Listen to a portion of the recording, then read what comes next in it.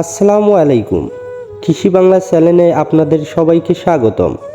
আমি মোহাম্মদ মতিউর রহমান আপনাদের মাঝে কিছু কথা তুলে ধরব। আপনারা যেখানেই থাকেন বাড়ির আঙিনায় সবজি চাষ করে অনেক লাভবান হতে পারেন। এই যে ধরেন আমার আজকে এই সাফল্যর প্রধান কারণ হচ্ছে আমার নিজের মধ্যে প্রচেষ্টা। আসলে চেষ্টা করলে আপনি কিন্তু অনেক লাভবান হতে পারেন।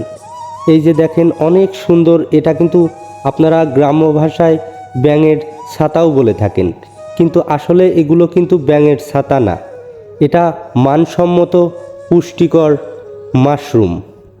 এটা কিন্তু আপনার ছায়াযুক্ত স্থানে এগুলো রোপণ করতে হয়।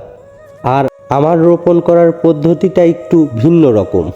আমি একটু চিন্তা করলাম যে আসলে ছায়াযুক্ত স্থানে যখন এই জিনিসটা অনেক ভালো হয়, তখন আসলে মরা গাছের মধ্যে আমি কিন্তু এই মাশরুমগুলো রোপণ করেছিলাম। আর দেখেন কত সুন্দরভাবে মাশরুমগুলো হয়েছে, আসলে আপনারা দেখলে বিশ্বাসই করতে পারবেন না। এই যে দেখেন ছায়াযুক্ত স্থান, চারিদিকে পানি থই থই করছে, উপরে গাছপালা, এই যে কি সুন্দর একটা জায়গা।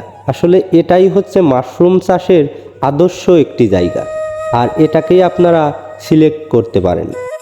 আর এরকম ভালো ভালো ভিডিওগুলো পাওয়ার জন্য অবশ্যই আমার চ্যানেলটি সাবস্ক্রাইব করবেন।